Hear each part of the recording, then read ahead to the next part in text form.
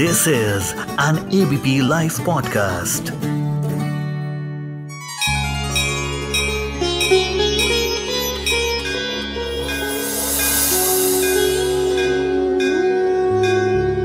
आप सुन रहे हैं रामायण डायरीज।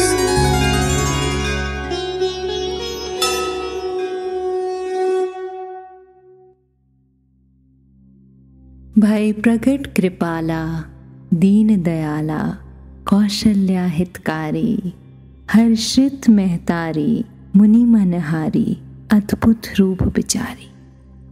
आज प्रभु का जन्म हुआ था रामनवमी के दिन, और रामचरितमानस का ये प्रभु जन्म का छंद हम प्रभु जन्म के दौरान पढ़ते हैं। लेकिन क्या है इसका मतलब? नमस्कार, आप सुन रहे हैं रामायण डायरीज और मैं हूं सोनल। रामनवमी की आप सभी को बहुत बहुत बधाई। लोचन अभिरामा, तनु घनश्यामा, निज आयुध भुजचारी, भूषण बनमाला, नयन बिसाला, शोभा सिंधु खरारी। राम जन्म पर कहे जाने वाले इस दोहे का मतलब है कि दीनों पर दया करने वाले, कौशल्या के हितकारी कृपालु प्रभु प्रकट हुए। मुनियों के मन को हरने वाले उनके अद्भुत रूप का विचार करके माता हर्ष से भर गई। उनका आंखों को आनंद देने वाला यानी मेघ के समान श्यामल शरीर था, और चारों भुजाओं में बहुत ही दिव्य आभूषण और वनमाला पहने हुए थे। उनके बहुत ही बड़ी बड़ी आंखें थी, और इस प्रकार शोभा के समुद्र तथा खर राक्षस को मारने वाले भगवान उस दिन प्रकट हुए थे। पौराणिक ग्रंथों के अनुसार अगर हम देखें, जो भी कथाएं हम सुनते हैं, उसके अनुसार भगवान राम त्रेता युग में अवतारित हुए थे।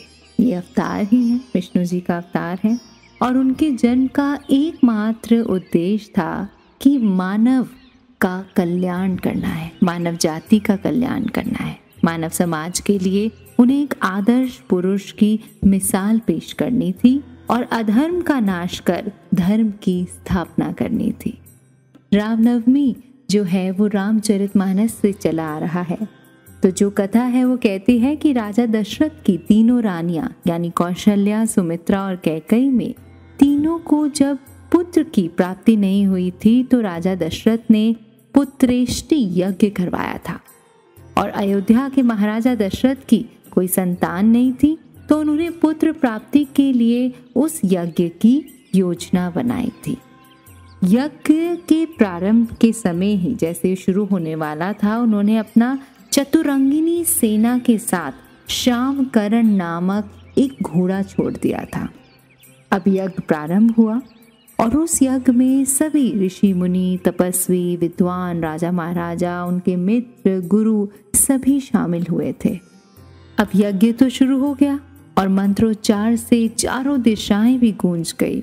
उस यज्ञ की आहुति वहां महकने लगी। पर उस यज्ञ के लिए एक विशेष खीर बनी थी जो प्रसाद के रूप में बनाई गई थी। तो यज्ञ जैसे ही खत्म हुआ, उस समय महाराज दशरथ ने अपने सारे अतिथियों को, जितने भी लोग आए हुए थे वहां पर, उनको दान वगैरह दे के वहां से विदा किया। और उन्होंने वो जो खीर बनी थी वो प्रसाद के रूप में तीनों रानियों को खिला दी। और कहते हैं कि उसके प्रभाव से उनकी रानियां जो हैं गर्भवती हो गई, और चैत्र मास की शुक्ल पक्ष यानी कि जो रामनवमी की तिथि है, उसी दिन राजा दशरथ की बड़ी रानी यानी कौशल्या ने एक शिशु को जन्म दिया। बहुत ही आकर्षक, बहुत ही तेजस्वी नील वर्ण के थे वो, और वो कोई और नहीं, वो साक्षात श्री हरि विष्णु के स्वरूप श्री राम थे। श्री रामचंद्र कृपालु भजमन, हरन भव भय दारुणम, नव कंज लोचन कंज मुख, कर कंज पद कंजारुणम। प्रभु राम को बारंबार नमन है। भगवान राम विश्व के स्वामी हैं, मर्यादा के रक्षक हैं, जगत के पालक हैं, और उनकी आराधना और उनकी पूजा करने से सभी कष्ट दूर हो जाते हैं। आज ही के दिन यानी रामनवमी के दिन गोस्वामी तुलसीदास ने अपने अमर काव्य रामचरितमानस, जिस पुस्तक को हम पढ़ते हैं, जिसका हम आधार लेते हैं, उसी की रचना की थी और ये उन्होंने आज ही के दिन अयोध्या में शुरू की थी। तो इस पर्व को देश में ही नहीं बल्कि विदेश में भी हिंदुओं के बीच में बहुत ही खुशी से मनाया जाता है, क्योंकि हमारे इष्ट देव का जन्मोत्सव है। कलयुग केवल नाम आधारा, सुमिरी सुमिरी नर उतरहि पारा। प्रभु का नाम लेने से ही हम ऐसे पार उतरते जाएंगे और प्रभु का स्मरण करते हुए ये ज़रूर याद करेंगे कि मंगल भवन अमंगल हारी, द्रवहु सुदशरथ अजर बिहारी। और आज के समय को देखते हुए प्रभु से यही विनती है कि दीन दयाल विरुद्ध संभारी, हरहु नाथ मम संकट भारी।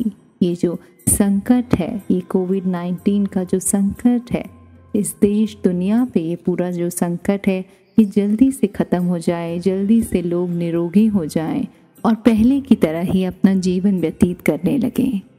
अपने इष्ट देव प्रभु राम को नमन करते हुए इस कथा को देते हैं विराम। आप सुन रहे थे रामायणा डायरीज सोनल के साथ। जय सिया राम।